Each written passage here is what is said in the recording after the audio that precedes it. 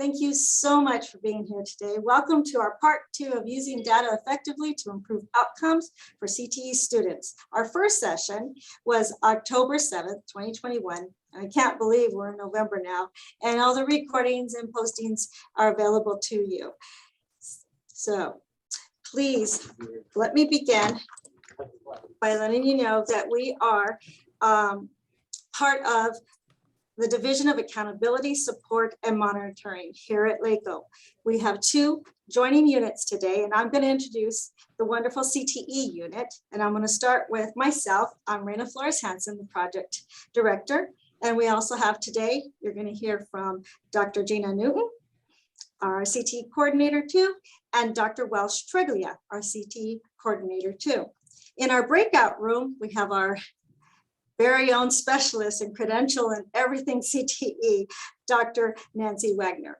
It is my honor also to introduce my colleague, Project Director for Accountability and Data Literacy, Mr. Evan Bartleheim. See, I cursed you by telling you how hard my name is to pronounce. You were doing just fine until I said that. Thank you, Raina. Welcome everybody. It's fun to be here. I've got my team from the Accountability and Data Literacy Unit. I'm Evan Bartleheim, the project director. I've got Hillary Weissman, and she's our coordinator. Jaime Oliveros, who's our data specialist. And we have as a special guest today, we wanted some district perspective on continuous improvement. We have Noreen Iwito she's the senior director for support services at Baldwin Park Unified School District. And those of you who were with us at the last meeting, we kind of honed in on Baldwin Park to see that kind of continuous improvement in the CTE completer rates. And so we reached out and asked if they'd join us to talk about how they got there. So that's going to be one of the breakouts. And I'd be remiss if I don't recognize a very special person, someone that has made a difference in my life, quite a mentor and director for all of us is Dina Wilson, the Director of Accountability, Support, and Monitoring. Thank you, Dina, for being with us today. And we're going to show off all that we have, so thank you. Wonderful. Welcome to everyone for being here. It's nice to see when plans come together, and we hope that the intersection of CTE and our accountability and data literacy will really help to guide you in moving forward and improving outcomes for students in this area. Thank you for joining us today, and thank you, Evan and Raina and your teams for putting this together. Thank you. Well, let's see here. Well, today our objectives are to examine the 12 essential elements of high quality career and college pathways. Number 2, to review the impact of 12 elements of a high quality CTE program on the dashboard and how to apply the H of the 12 essential elements to improve outcomes for CTE students and appropriate use of data and continuous improvement. I think Dina said it perfectly, and I really appreciate all that you are going to do today with us. We have a bit of hands-on, we have a bit of sharing information. So today we will provide you with the information and tools to improve CTE data practices. The breakout rooms are dedicated for the hands-on time to work with the data professionals. So without further ado, I would like to pass it over to our very own CTE coordinator, Dr. Welsh Treglia. Thank you. And thank you, Raina, and thank you, Dina, and thank you, Evan. I'm going to begin here with the 12 elements. And as I was looking at the faces and the names of everyone who is being admitted, there are so many of you who I recognize, but there are also a huge number of you that might be new or might be visiting today to hear this workshop on the intersection of data and CTE. So welcome everyone. And so this might be a review for some of you. It also might be brand new for some of you. So I'm going to go ahead and begin here. As we begin, if you would please share in the chat one area of challenge that you have in meeting the 12 elements of high quality career and technical education. Everybody just put at least one challenge that you've had, and it can be pre-pandemic, during pandemic, or now coming out of the pandemic. And please be sure that we know that getting back to you on these challenges is really important. And so please feel free to put your thoughts into the chat, and we will be reviewing those both today and in future workshops to come. And as we go through the 12 elements, please feel free to put your questions and comments into the chat. We'll answer as many as we can after the presentation.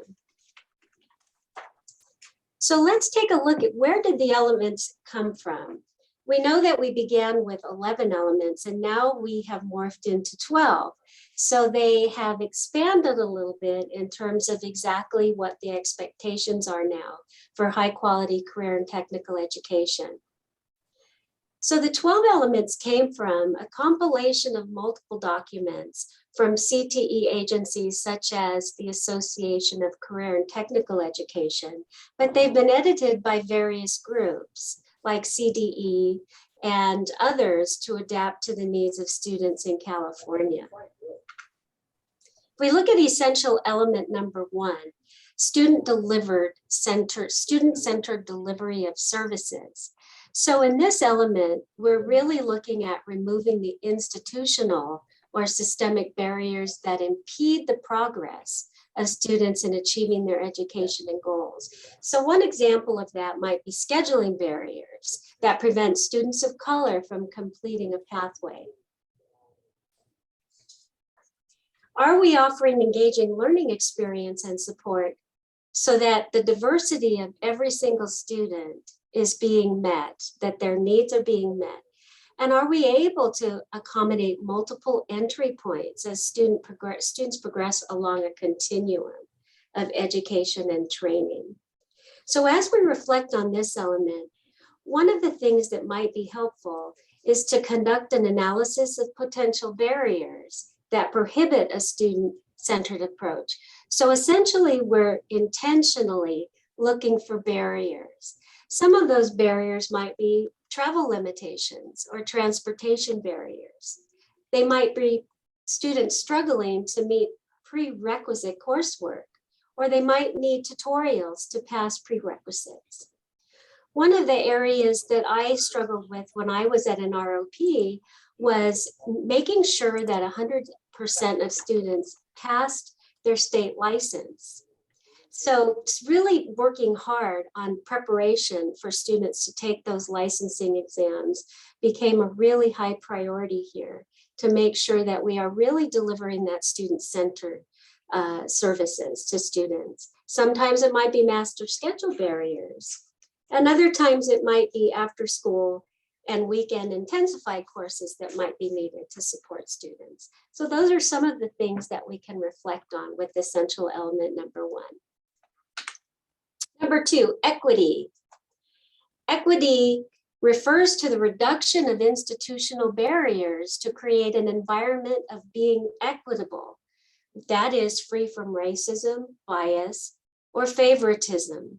So we're trying to eliminate the achievement gap for all students. And in this picture, you'll see here an example of equality versus equity. In the first image, some of you may have seen this image before, but I love it because for me, it's a really amazing visual of what it means to be equal, equitable, and then to really remove barriers. So you see in the first picture, all students have the same size block. They're being treated equally so that they can all see the game, but they don't all see the game. In the second picture, you see that individuals are given different supports to make it possible for them to have equal access to the game. In this picture, they're being treated equitably. But in the third picture, we removed the fence so that all 3 students have the barrier removed and they can all see the game in the same way. And that's a great example of removing the barrier that caused inequity to begin with. Number 3 essential element is access. Access denotes a broader vision of equity.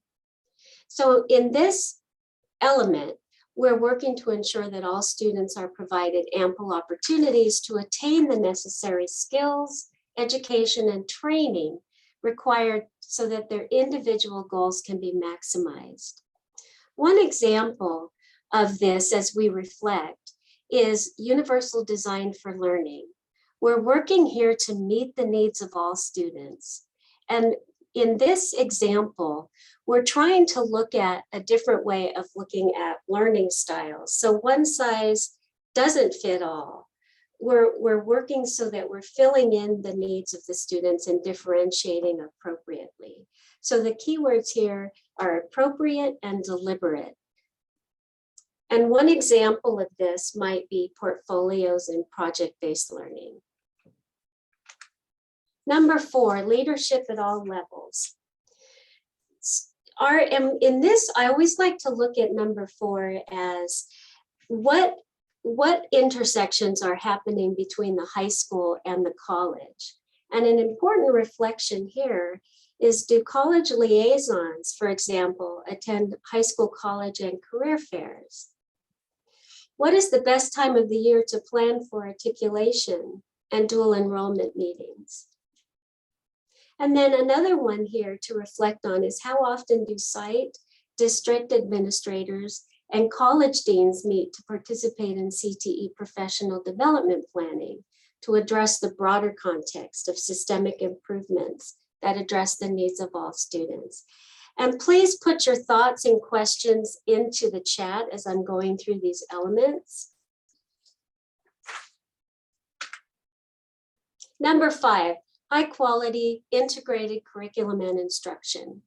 What is high quality integrated curriculum and instruction?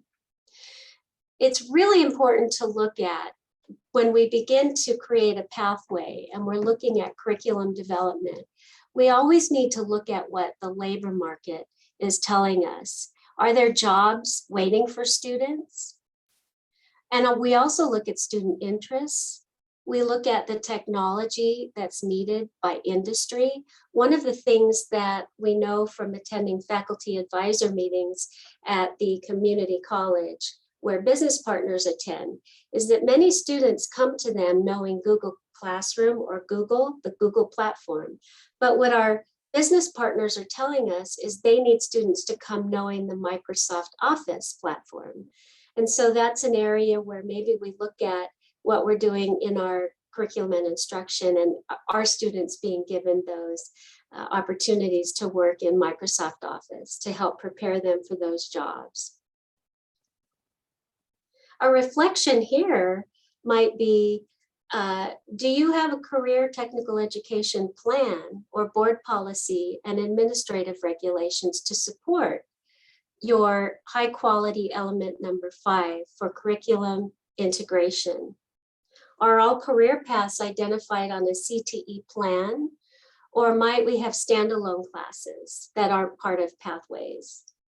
Is curriculum developed with industry input, or is curriculum developed with teachers, guidance counselors, and possibly students? And then really importantly, is there collaboration between academic and CTE teachers on a regular basis? And right now we're going to drop some curriculum samples in the chat. I think I saw Sasha Leonardo from ABC Unified School District. And I want to thank Sasha because she has at one of her sites at Gar High School, an absolutely amazing example of curriculum integration between arts, history, and English. And that's 2 areas of academic integration with art. And these examples are absolutely amazing. And I just wanted really to share what that looks like in actually template form, really with a teacher who's actually incorporating this right now into the curriculum. So thank you, Sasha. Hands together for you and your teacher and teachers who made this happen. Number 6, skilled instruction and educational leadership informed by professional learning. Here I think of our amazing CTE credentials team, and that's led by Linda Matzik, our credentials coordinator, Dr. Nancy Wagner, who you'll be hearing from later. She's a credential expert, but she also teaches credential classes for the University of San Diego. And our LACO teacher credential program for CTE is known up and down California as being an outstanding program. So please, I encourage you to guide your questions to Linda and Nancy. Number 7, career exploration and student supports. This is a tremendously important area, as I know everyone on this webinar knows. In this element, we're looking at identifying appropriate foundational courses and information about jobs.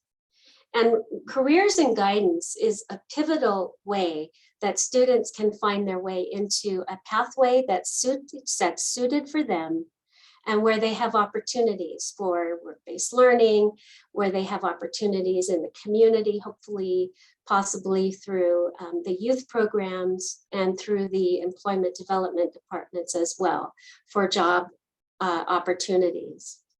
A reflection here is, have students completed a 4-year plan that's updated annually? And do we have an example of a student 4-year plan on site, so that as staff changes from year to year, we know exactly what a really great plan looks like, and we provide that and share that template to our guidance counselors or whoever is actually working with that student on their 4-year plan. And then our students counsel regarding CTE opportunities, CTE academic courses necessary to complete career pathway offerings, and post-secondary training. And are there lesson plans on file that can be shared around the campus and on different campuses as well for sharing that material? Number 8, appropriate use of data and continuous improvement. In this element, we're really looking at how data is used to promote continuous improvement from year to year and as we develop our pathways. So what we're looking at here is, are our pathways supported both vertically and horizontally across systems? That means, are we working with the middle school, helping students enter into high school pathways? And then are we also working with community colleges for those opportunities in dual enrollment and articulation agreements? Are we ensuring equity and access? And then continuous improvement ensures that students can access the best pathways possible. Are we focusing on employers' needs to meet those needs of the regional economy? And the LA Regional Plan is actually available. It's a 3-year plan, 2021 to 2024. And there is a great deal of data in there for the LA Basin for jobs that are going to be available in the next 3 years, and what sectors are really going to be employing the majority of workers in those sectors. And Orange County also has their plan. If those of you who are visiting from the Inland Empire or in other counties, your county also has a regional plan. Another thing to reflect on for this element is, our courses properly coded in CalPads? And then how often do we work with site and CTE staff to ensure that courses are coded correctly? I was speaking to one director who was telling me that the district spent a year in working with the data office to compare the CTE courses with how they were coded in CalPads. And that director was 99% sure that their CCI would improve the following year just by looking at how those courses are coded.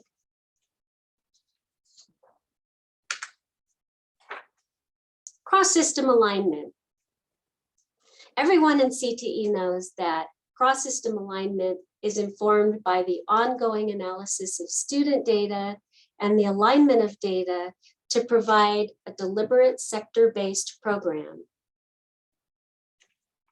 So here we reflect on, has a pathway been identified that has been developed with a post-secondary institution? And if you would take a moment to put in the chat your own reflection here on, in terms of number 9, cross-system alignment, areas that you find to be of challenge in this particular element. Is there an articulation agreement or dual enrollment agreement that is UC A to G approved for courses within the pathway? And do we have minutes and agendas to support that? And then we also look here at our financials. And can we identify that at least one CTE course was district funded in the industry sector so that we can make sure we're not supplanting? And as we know in our grants and our grant expenditure reports, those things are very important to make sure that we can stand an audit on. Number 10, intentional recruitment and marketing. Students have a choice when they leave high school.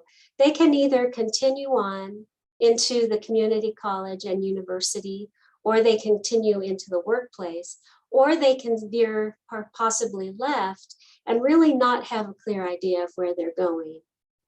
So it's really critical here to reflect on how we use our student achievement and outcomes data as a recruitment and marketing strategy to encourage students into the pathway. So if we're having a group of 9th graders come to talk about the pathways and what pathway they might want to be interested in enrolling in, do we have data that shows how former classes, how they ended up going to the community college and to university? And do we have longevity studies to talk about those numbers, who they were so successful that they moved into the community college and then into the community California State University system, or into the workplace? Is there a brochure for each pathway that identifies courses to be taken within that pathway? And then do we have career choices that are available to those students once they've completed that pathway so that they know what awaits them? And then do we intentionally recruit by going to the middle schools to recruit for pathways from 8th to 9th graders? Number 11, sustained investments and funding through mutual agreements. And here I use the example of a really good partnership between the LEAs in the Cerritos region and then the Cerritos College track program. This is a really good example of a program that begins at the LEA at the high school level, and they have articulated and dual enrollment courses that are in the education sector. They work with Cerritos College, and when they enter into Cerritos College from the high school, they enroll in the Cerritos College track program. And that is the track center and counseling program is dedicated to helping students on their path to become a teacher. So they work closely with districts. They provide fieldwork placements, paid internships, and work-based learning opportunities. They collaborate with Cal State University Long Beach, for example, and they provide seamless transfer pathways for students. So students in the Cerritos College track program are guaranteed a place in Cal State University Long Beach's education track. And then they are also guaranteed an opportunity to interview back in these local districts where they came from. And then it's just a wonderful, I'm so impressed by this particular pathway. I think it's a great example of those sustained investments through those mutual agreements. And number 12, last but not least, strong partnerships with industry. We all know the importance of advisory committees. And I know when I'm sitting at a table here in the picture, I might be one, it's such a struggle sometimes to get that balance so that instead of these 4 people at the top of the table being our industry partners and all of these other individuals 12, 18 people being staff, teachers, people who work in the guidance office.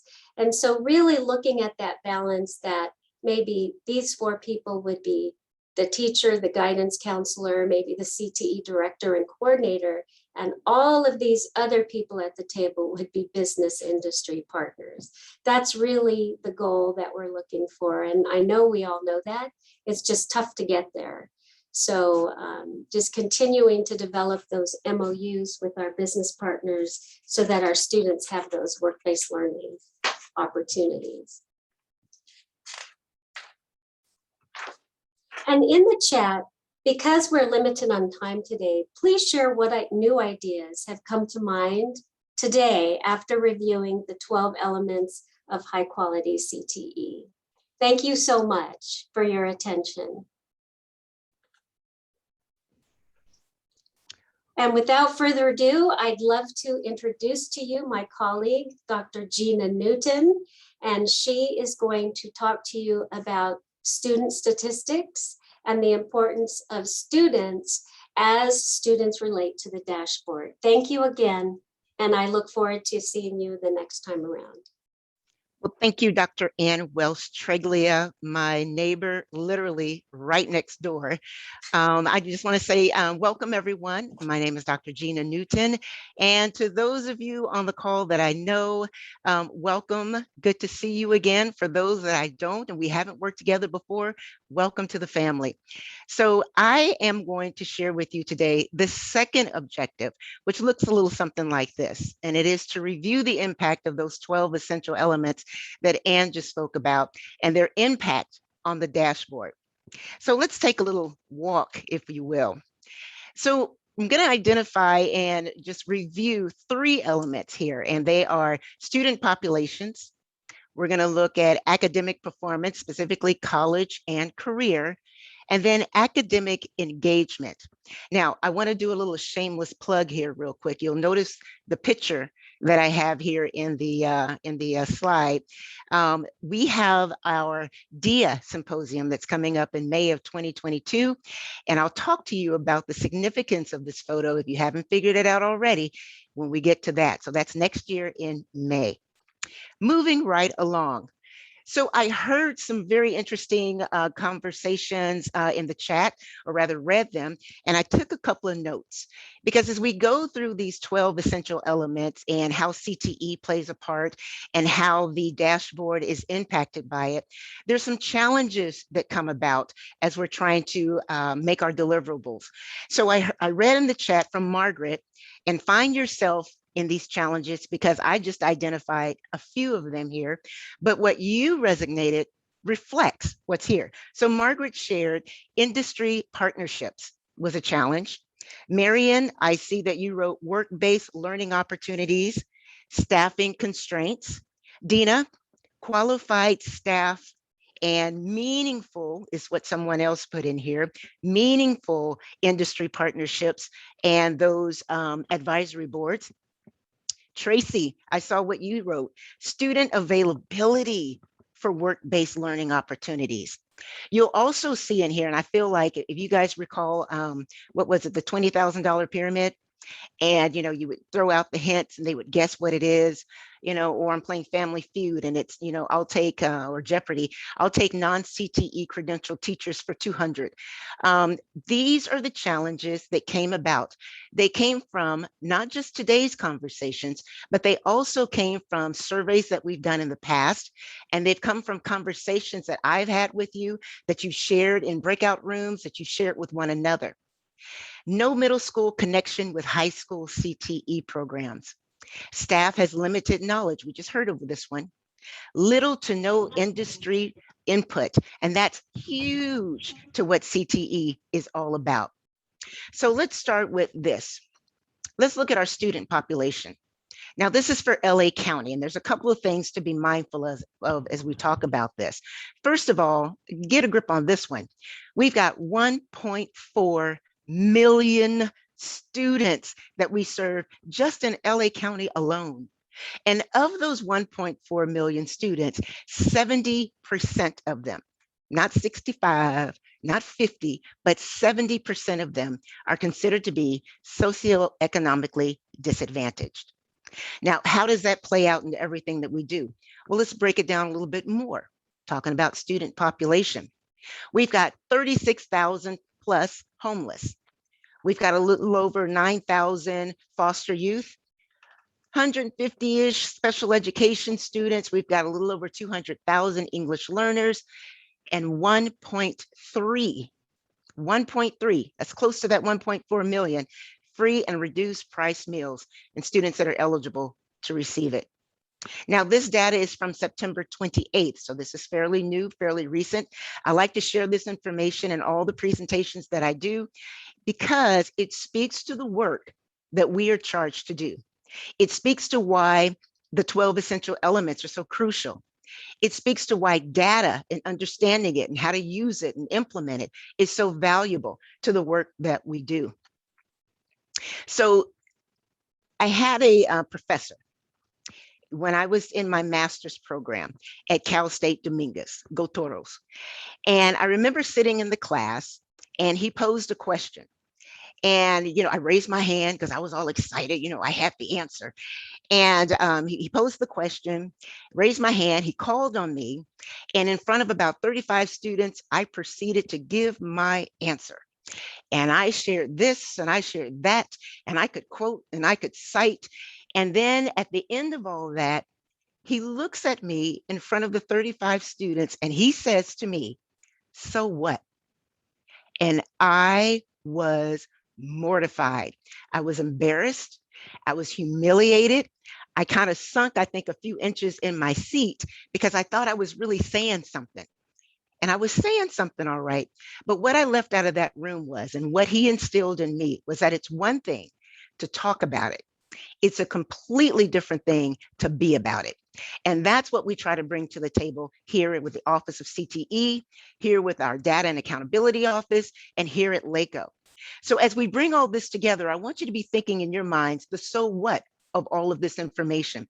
What are you going to do? How are you going to take this information and implement it? So what I have right here for you out of those 12 essential elements, and we're talking about student population, there's 3 areas that Ann spoke about just a moment ago that specifically speak to student population: student-centered delivery of services, equity, and access. And as of late, and I'll say over the past year and a half, there's been a strong influence, input, push for equity and access to be infused in everything that we do, from our conversations to the work that we're about. So here's the so what. So what? We've got equity. So what? We've got access. So what? We're talking about student-delivered services, student-centered delivered services. Well, let's look at some of the PDs that we're presenting and that we're offering so that we can support you in the work that you're doing for CTE. Now, I have up here, let's see, we've got Thursday, December the 2nd, mark your calendars. And again, everyone is going to receive this PowerPoint. And so you'll have this information for you. You can also refer back to the LACO CTE website to pull that information and to register for it. We're going to be talking about foster youth, homeless youth, CTE, and how do we support that group of students. We have our annual CTE Symposium that's coming back. We were apart for a little ways, but where there's a will, there's a way. We're going to be looking at on February 10th, we're going to be talking about special education and how CTE affects it and works with it. English language learners and CTE, migrant education. And then we have May 19th. Remember, I spoke about this just a few moments ago. We have our DIA Symposium that's back. This is our 2nd annual DIA Symposium because it's about equity. It's about access, and it is definitely and for surely about student-centered delivery of services. Student population. Let's go to the next one. Academic performance. Now this one here, they go hand in hand. We're talking college and career, right? So here we have academic performance. It's that percentage of high school graduates who are placed on that prepared level, meaning they're prepared to go out into the world, to embark on their new adventure. I taught high school forever, and loved every minute of it. I tell everyone that even on my worst day, it was my best day. But it's an interesting type of thing where, you encounter people and they say, oh, what do you do for a living? And I would say, oh, I'm a teacher. And they would say, oh my gosh, we need more teachers in this world. It's so wonderful to have you in this profession. And then they would ask me, so what grades do you teach?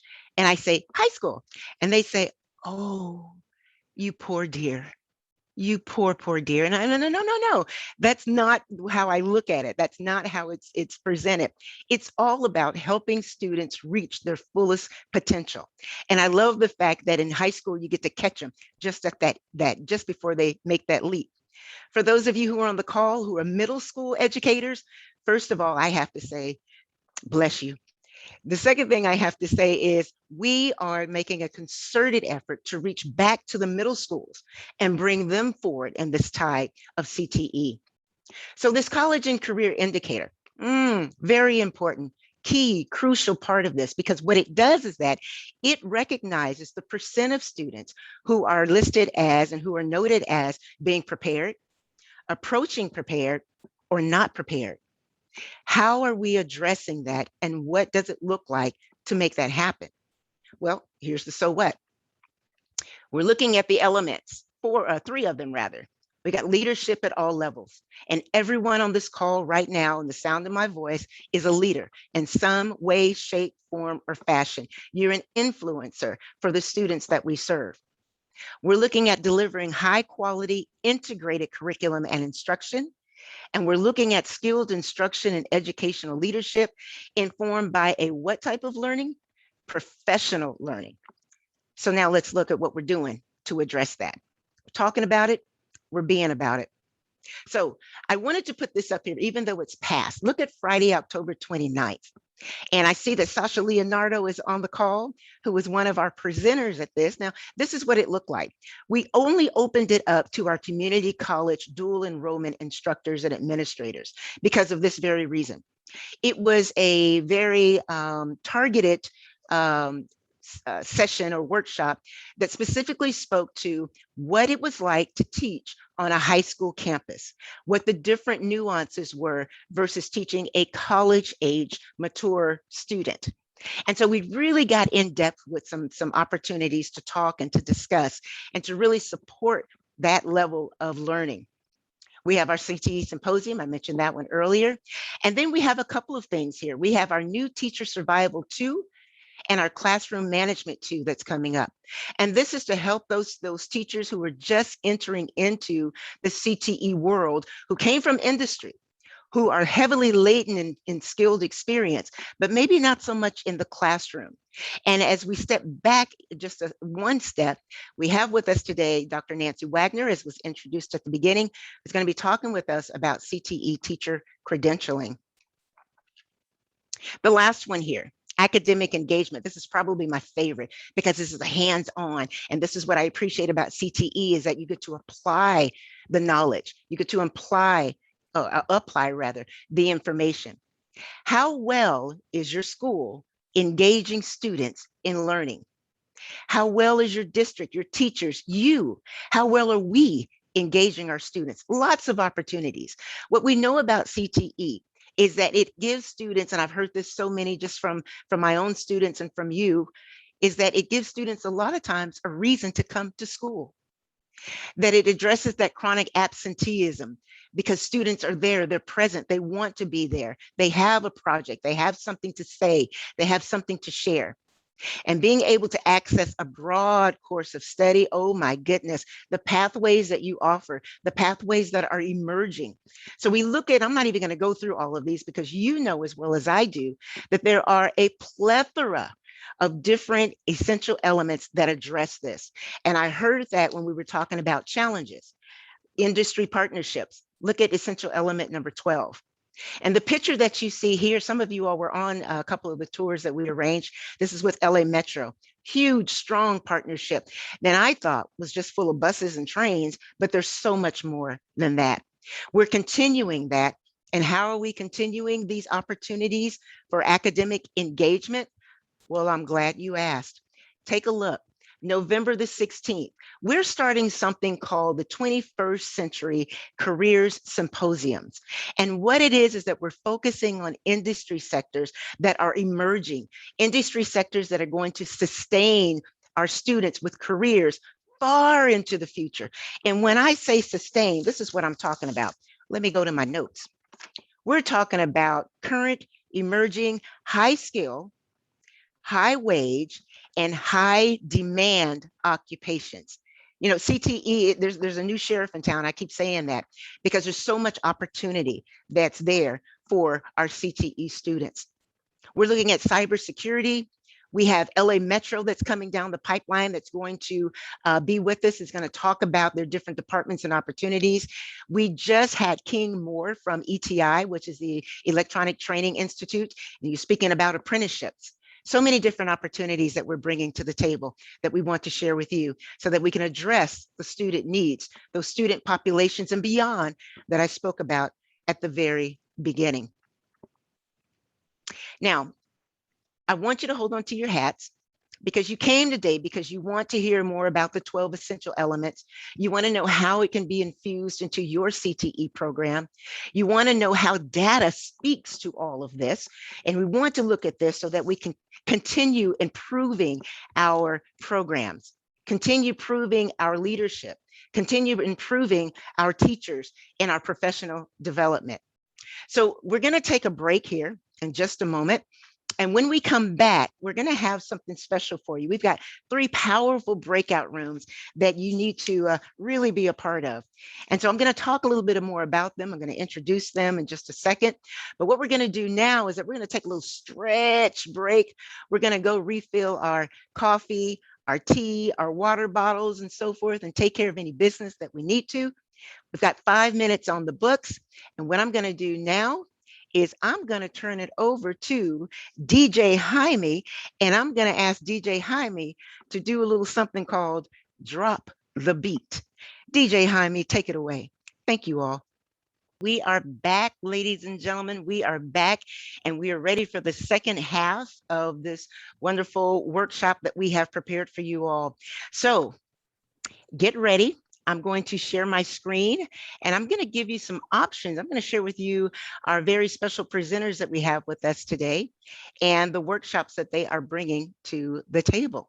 So let's take a look here. So we have 3 breakout rooms for you.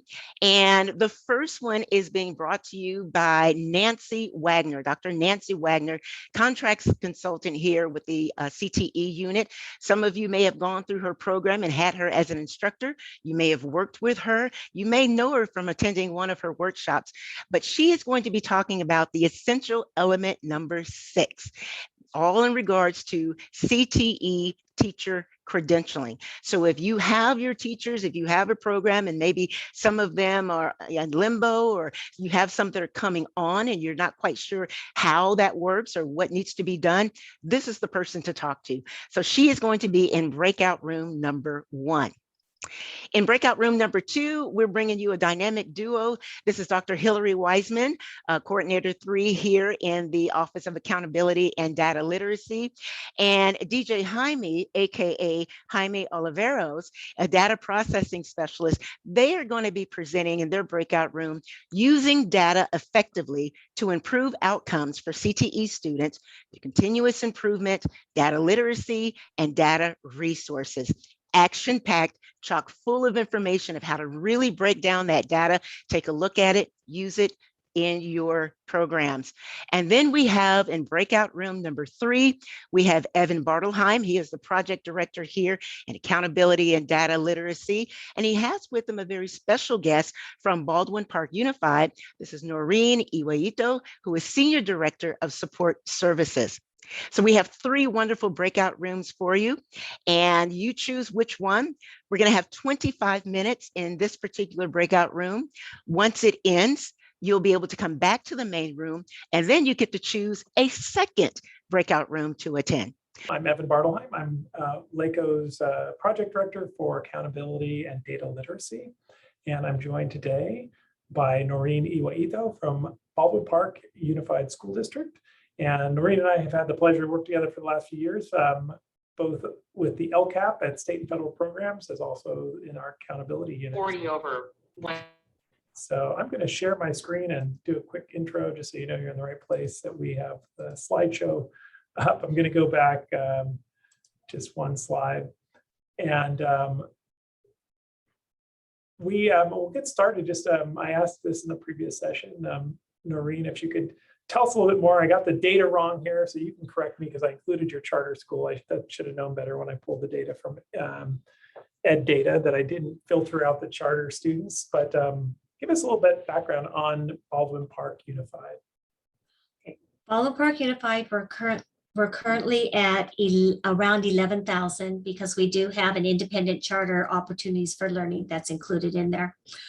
Our unduplicated percentage, we're estimating, will be 89%. We have 19 schools. We did have 20. We had to combine one of our schools with a middle school, and we have a BP STEM Academy now that's grades 3 through 8. So we're at 19 schools, and like everyone, we're in declining enrollment. However, at our 2 comprehensive high schools, we have Baldwin Park High School that is experiencing declining enrollment, but we have Sierra Vista High School that is holding or is also experiencing a slight increase in enrollment. Thanks. And the reason I specifically asked Baldwin Park to join us, and it was great that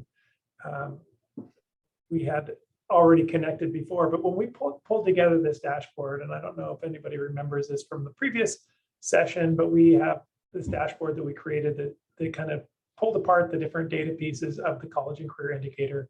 And when we saw Baldwin Park's results for students who were prepared or approaching prepared via a CTE pathway, it really just jumped right off the screen at us because it was so high. And I think when we looked at it, it's like, if you recall, we did a slightly different measure than the way the CTE measures it.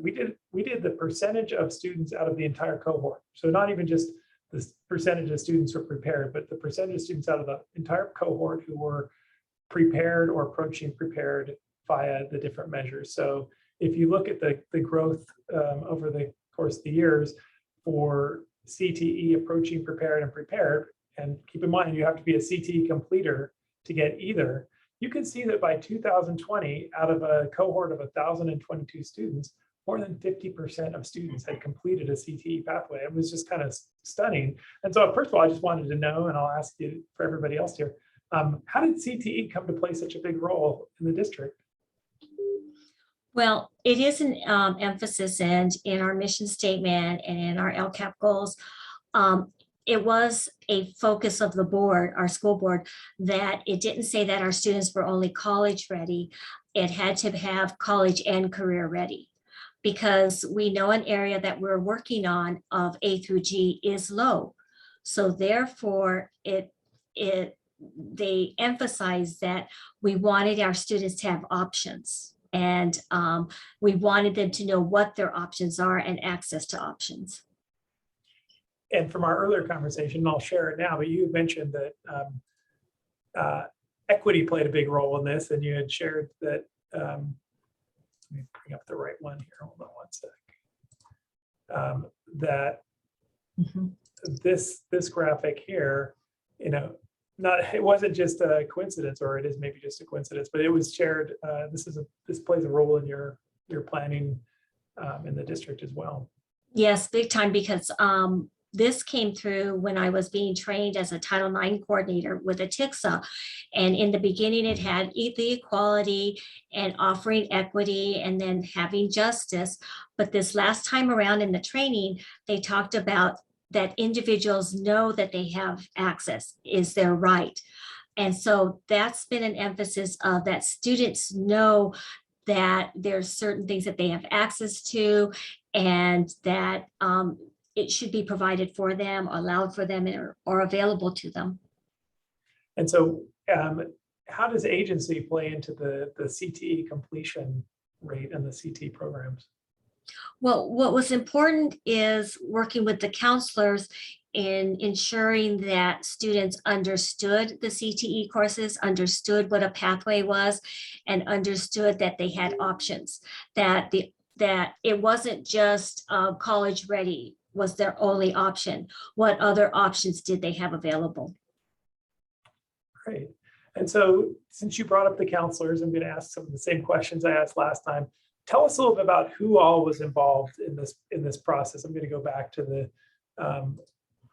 the data slide here, because I think that, seeing that growth, obviously, it wasn't just Noreen sitting in her office who made all this happen. Tell me about who all got involved in this process to get this increased improvement in outcomes for CTE. No, it wasn't Noreen doing anything. What it was is, sorry, there were concurrent things happening. During the time that CTE was developing that career college indicator, is that yes, we were reviewing it with the principals, but we also reviewed it during the counseling meeting because we know who's working directly with the kids. And so here's indicators that are going to be measuring the CCI. One of the things that I think came out as an aha when we shared it with the counselors, we shared it with our educational technology support group, was the dual enrollment. Here, Student Achievement had implemented a dual enrollment program, but we think that there was a disconnect in letting educational technology services, who reports the things, letting them know that the program was in place and how was it getting reported. And then also back to the access to students, letting the students know that it was available to them and they had the right to this program. Yeah, well, and I bring up this slide and I didn't even point to it, but I think, you got that concurrent growth in your college credit courses over that same 3-year period. And because college credit is one of the additional criteria by which a student becomes prepared, I'm assuming that played a big role in the increase overall in the students prepared. Okay. And to what extent, this is something my colleague Hillary is talking about, is the additional data sources to kind of give you a comprehensive view. So an example, I would guess, would be something that the counselors might have had, which would be college or dual enrollment, right? So were they looking at that data going, this is not adding up? Our dual enrollment data says one thing, and it's certainly not reflected on the dashboard. Yes. Yeah. And then that started coming out when we had, I went to a training, CSIS training that I believe that LACO held, and it talked about developing these data teams, these CalPAD teams. And so it just made sense when I went to this training. It was like, okay, we should have been doing this. Why haven't we been doing this? So we have a CalPADS committee, and it met on the same day of the week for 2 hours in the afternoon. There was LEA admin at the meeting, was the assistant soup of student achievement, our senior database analyst, and myself. We were the constants at that meeting. But depending on the data that we were looking at, the different data coordinators would be invited to that meeting. So when we started looking at the CTE data, we made sure that we had from each of the high schools, one of the teachers involved in the program. We had at that meeting one of the counselors from each of the high schools, because what we're learning is what was understood at high school A wasn't necessarily understood at high school B, or they were reporting it differently. So what was nice about it is that we could focus in on certain reports and all, and there were benefits from having these meetings. We started talking the same language as our ETS, between ETS and student achievement. And the example I gave was dual enrollment course. When the ETS guy goes, what do you mean we have dual enrollment? Then we realized we weren't talking the same language. We had a dedicated time. We met on a regular basis instead of crisis meeting and meeting right before one of their CalPADS report was going to have to be certified, and trying to clean it up right before the deadline. And then also a benefit was everyone on that team learned the deadlines that were coming up. And you could see the planning I was doing during this training was when the meetings were going to happen and who were the people that were going to be involved at the different meetings. And just so everybody knows, I will share these in the Canvas page after our meeting. I also note that we're trying to track down the CSIS folks who, I think it was probably Martha Friedrich from CSIS, which they do the professional development for the CalPAD system, to see if they can come back and offer the same thing. But what was compelling here, and I think we try to make this point a lot, and I made it last time, but you brought more than just yourself this meeting. You had like a team, right? And then subsequently going back, you built this data governance team with your data stewards. And so that really did affect your overall outcomes for this indicator, and I'm assuming others as well. It was big, and just cleaning up course codes. When she spoke of it earlier about course codes and what it meant in our system versus what it meant in CalPAD systems, that was a big thing. And what was nice, instead of somebody having to do it in isolation in a silo on their own, here we were doing it together. Here was a dedicated time. Sometimes people had to take homework, but then they were responsible for bringing back sections. And so the cleaning up didn't take as long. Now, I will tell you though, one of the pitfalls that we learned is that I didn't have the ETS, the senior data analyst, bring in another person from their department for cross training. So right now we're having this implementation dip because we had the senior data analysis retire, and as they hire a new one, it doesn't have what is everything that was in Ben's head about the deadlines and where he would get this data from and what this data looked like. And so we're having to do a lot of backwards work and making sure that we have everything in place. And that's important. But one of the other things too that I forgot that he did mention at the other meeting, we had these dedicated times that we met as a CalPADS committee, but somebody usually got an assignment to go to the meeting for whoever was data entry. Like some of this data would be entered by the counseling techs. When they met, somebody from this committee went to that meeting to ensure that the same message was given of how the information was to be entered, the deadlines for the information. If it's something the secretary did, they went to that meeting and made sure the information was being entered. Yeah, and that is my experience too. When you really want to build, because I had the role of CalPADS LEA administrator, among other things. So, like you, I wore many hats, other duties assigned.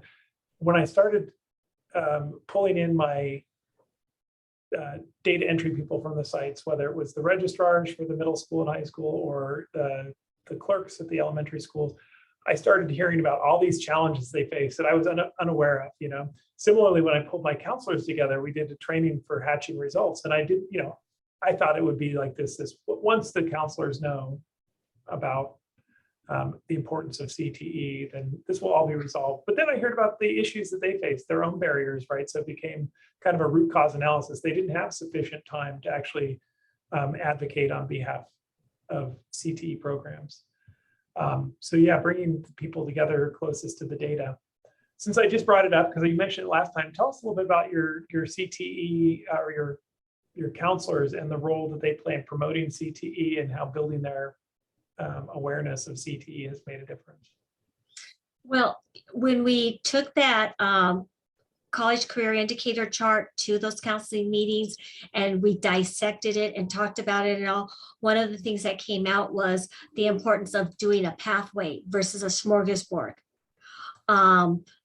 So that came out, and then they could translate that into the student's 4-year plan, that it, and trying to counsel the student that it's better to do a pathway versus one of these and one of those and one of something else. Yeah, we talked a little bit about that last time, smorgasbord. And I think there are times, when you talk about agency, if a student expresses like, I want to try different things, I'm not sure what I want, that agency comes into play there, because then they're advocating for themselves. But if they, as long as it's the student driven, I think that's the key, right? What was really good was that Career Tech Ed post-secondary status submission training by David, KINST, Education Programs. And that's another one that was provided by CDE that LACO brought to to us, and we attended a training and answered so many questions and helped with the submissions and all. Well, we'll do our part to bring them back. Given kind of where we are with the dashboard, right? So that this fall, we won't have a dashboard. Next fall, we'll have status only, but the college and career indicator, because it's kind of an anomaly because it requires that 11th grade smarter balanced. It's going to take a few more years for it to be up and running, although the component parts will still be reported. So the college credit will still be reported. All these things are still relevant, so they don't go away. Just the dashboard for the CCI won't go away. But tell us what impact the pandemic has had on your processes and your committees and things that you've collected. Is it, the meetings stopped during the pandemic. However, we've had more than one thing to impact it.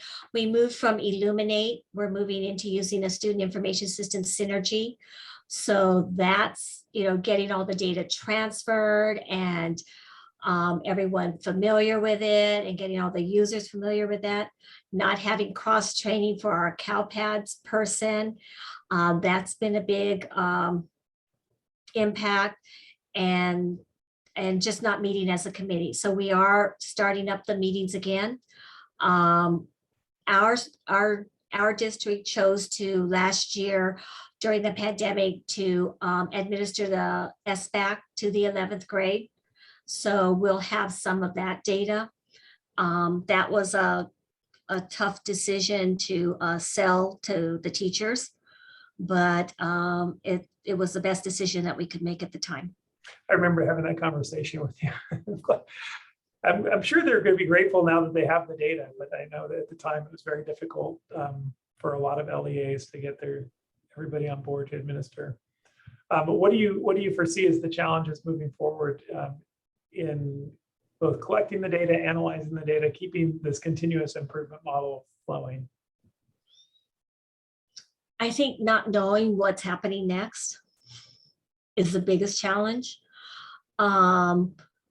Right now, they're just having to deal with the kids returning. They're coming back, from what I'm understanding, with so much baggage that trying to take care of all other things versus just trying to get them on a pathway. Mm-hmm. Mm-hmm. Seems kind of, it doesn't seem like a high priority right now. It doesn't. What do I hear from the schools is they're just not used to being in school. They haven't behaved like this before. Yeah. We need more admin out here to help us, and they don't know how to behave in school. And so they're coming back with so many other things that we'll get back to this, but there's a lot that we have to work through. I want to open it up for any questions, and you could either drop a question in the chat or you can unmute if you want to ask Noreen any questions you might have.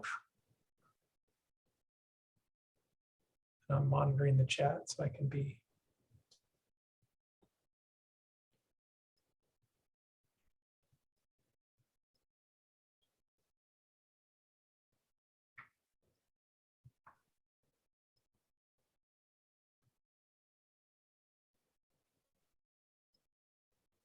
Well, I'll tell you what, I'm going to start. I've got a few more things I wanted to share, and if anything comes up, I'm happy to address them. And Noreen, maybe you can just validate my slides. I think you already have, but these are, I added a few more just to, to kind of round out. And this is like the overly rushed version of the continuous improvement cycle. But when we talked about this, I thought this is really exactly what we would encourage people to do, is to take this improvement process and overlay it with any problem. And this is a CTE specific workshop, but it can be applied to anything. It can be applied to the college and career indicator, or it could be applied to a smaller subset of that. It could be applied to a specific student group and their outcomes for CTE as a CTE completer group. So English learners and their CTE completion rate, for example. But establishing what are we trying to accomplish, how we know that a change is an improvement, right? So from our data, and what changes can we make in improvements? The Plan, Do, Study Act, I'll just kind of rush through it here. So by and large, using the PDSA, as we call it, for continuous improvement, it just ensures that you have this ongoing review and assessment, just like you're talking about improving overall performance, improving student group performance, promoting equity for all student groups. That's the big goal of the dashboard, right? Just to look at individual student groups. I think the one thing that you had some specific actions that, both cleaning up the data was a big piece, but then also focused on the counselors. And you mentioned in the previous session too, working with your teachers to have them bring them in. So you have some specific actions that you developed in this process, right? I guess, but the most important thing is having the right people in the room, the people that can do the actions. Well, I'm going to get there because I think that that's a good point, and with our limited time here. But you mentioned this, and this is again, we didn't actually talk a great extent, but everything you did here jives with what our continuous improvement work supports. So just identify those people who are familiar with the data and the problem, and those will be driving the actions and the improvement plan. So you brought the people to the table when you needed them. The people who are closest to the data understood it best. You helped them understand the framework. You helped your counselors understand the model for improvement based on that, on the dashboard. The extra part, finding the advocates for change, the people who want to make a difference. I know that when I had my counselors pulled together, there are a couple of our counselors who are huge advocates of CTE and let me know right away. And I did a presentation when I was at LAUSD more than a decade ago to every counselor in LA Unified. And every time we did the presentation about CTE, I'd get, a bunch of counselors who would come out of this audience and say, I've been waiting. I've always been an advocate. And I'm like, this resurgence in CTE has me excited. So I do think that that's one good thing to search for those people. And then, making sure that they're aware of their roles and responsibilities. You talked about the accountability part, right, of the individuals knowing what they had to do. And of course, they have to also have the ability to do it. That's one of the challenges I think that sometimes you can see. I don't really have the ability to move the dial from where I sit. Not if I'm in a classroom or if I'm an assistant principal, I might not have everybody assembled. So you may have to go out and kind of advocate on behalf of the program and find like-minded people. Just in terms of the planning phase, the PDSA, arriving at a problem statement, and I will skim over these because we only have a few minutes left, but essentially identifying the root cause. And this is a part that I think Hillary is emphasizing too. Don't rush to judgment. That's the one thing that, it's very easy to draw conclusions or make inferences from the data, but it's like, give it some time to settle and to determine what really is driving it. Certainly if your data is messy and unclean, that's an obvious one, But for me, a big takeaway when I started digging into the work with the counselors was that all the presumptions I had about why they didn't program more students for a completer course was thrown out the window, and also why they didn't. I assumed that they were kind of anti-CTE. I was in a district with a huge group of students who were getting AP completion, but not a lot of CTE completers, despite the fact that the district had it was a very diverse district.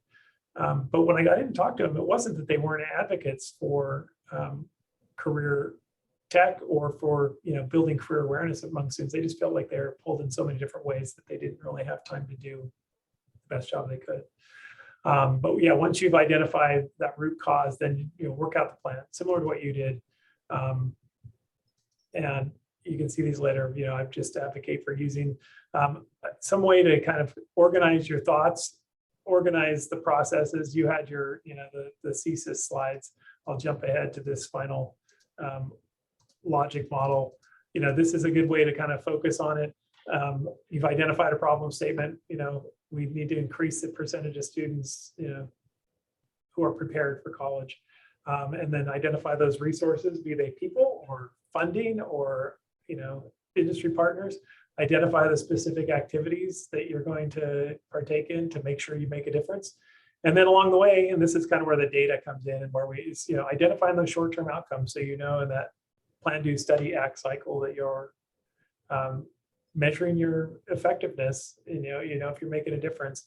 And those could look like the number of presentations that counselors give, the number of students who've taken a career inventory and Naviance, things like that. Those can be some short-term outcomes that are identified. And then those longer-term outcomes, that would be CTE completion is up. And I mean, your data tells the whole story. When you see the percentage, I don't think you appreciate, as compared to other districts, it just stands out so much as a percentage of the cohort who completes CTE. It's very clear that you've done a lot of work in your district. Thank you so much, Noreen, for joining me. And it's very generous of you to give us your time and your insights. And our session is about to close, but if anybody has anything they want to drop in the chat or email, please share it. And we will continue to promote some of the things that Noreen mentioned around building that competence around CalPads. That's one of the areas I think a lot of districts and charter schools struggle with. And anything else? All right, well, thank you. We'll see you back in the main session to close out for today. We have some final reminders and some closing thoughts, and they look a little something like this. I want to, just as a reminder, the PD that we have out of the Office of CTE that address those 3 areas that I spoke about earlier. I won't go through all of them. Remember that everybody will receive a copy of this PowerPoint presentation as well as the recordings. The student population CTE PD support looks like this. That starts on December the 2nd. We have the academic performance group of CTE PD support. Try saying that really fast. Beginning on January 26th, we just completed one this past Friday, and we have more to come. Academic engagement is chock full of opportunities for you and for your staff and for your students as well. We're looking to bring some opportunities for them through our Zoom meetings and workshops and symposiums. Beginning on Tuesday, November 16th, which is right around the corner, we're going to have a focus on transportation. That's the industry sector we're looking at with none other than LA Metro. We also have our CTE newsletter. If you have not received it yet, we will make sure that you receive it. We have an upcoming issue that's due out very, very soon. It has lots of different areas that will pertain to what you're trying to do in your group, in your school, in your district. We have Coordinator's Corner. We talk about K-12 strong workforce, and that's from Dr. Ann Welsh-Treglia, who you heard from earlier. We have information from our LACO staff and, of course, our PD development calendar, or PD calendar rather. All of this is possible by our CTE unit, very strong group, very knowledgeable group, and we're here to help, we're here to serve, and we're here to support. And on that note, I'll turn it back over to you, Raina. Actually, we're going to allow Evan to give you a little promo on what's up with data. Good old Dan. I don't really have any things at my fingertips right now. We have our ongoing DAN meetings that are about every other month. We have our CalPads meeting. We just met yesterday, actually. But I'm inspired by Noreen. Some of the support around CalPads really can have a big impact. And we'll get the word out to our broader group again when we bring in some specific work around CalPads and clean up course codes. I think a lot of people would take interest in that. We'll bring in CSIS or someone from CDE to support us with that, and we'll let you know when that's coming. Thank you so much. And we want to continue to be a part of your program and to be a part of the improvement of your program. But to do so, we also need to hear your voice and to hear from you. So you'll find in the chat a handy dandy survey. I really appreciate if you'll just take a moment. In fact, we'll give you a minute or two now so that you can find the information. I'll put it again in the chat. And it's to ask you your levels of familiarity and what is it that you'd like? Were you able to see and hear what you wanted to this time? Were there expectations that you didn't? You're like, wow, I was almost there, but I really needed this extra information. Or was it, man, I got everything I need, but now it opened up doors for a little more that we're needing. So please, like I said, I put the survey in the chat. If you could please take a moment to send that to us and to let us have that information as we plan, as we build, and as we unite with our other units here in LACO. And we find that when we work together, that we're able to offer you more and all together. You know, one of my favorite statements is it takes a village. And I firmly believe that. And in this case, our village of LACO, we have so much to offer you. And we just want to be a little more targeted and purposeful to meet those needs. So please, if you can present that through a survey, we would greatly appreciate it. You'll also find in the chat, thank you. Thank you, Evan. He's just amazingly efficient. He also has all the presentations and information from our breakout rooms. You'll find the link also in the chat for your own, I'm sure, late night reading. You want to review it again right now. Let's put Post-its on it.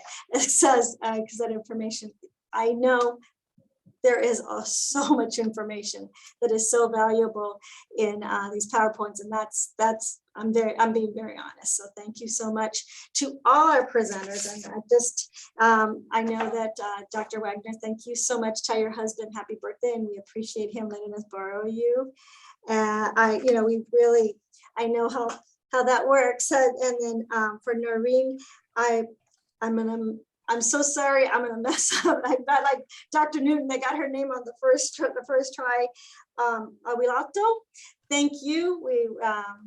We were so excited to hear that you were gonna be able to join us today and give us so much valuable information. So thank you to our special invites, and of course, to our wonderful teams. They just worked endlessly, and week after week in discussion and review and more discussion, and it shows, and it's here for that information. So thank you, Dr. Newton, Dr. Welsh-Treglia, Evan Bartleheim, Dr. Wiseman, and DJ Jaime. But behind the scenes, we also have Sheila Lewis and Margarita Sandoval that made sure that all our technical information was also done. So, and most of all, I want to thank all of you for taking the time to be here today.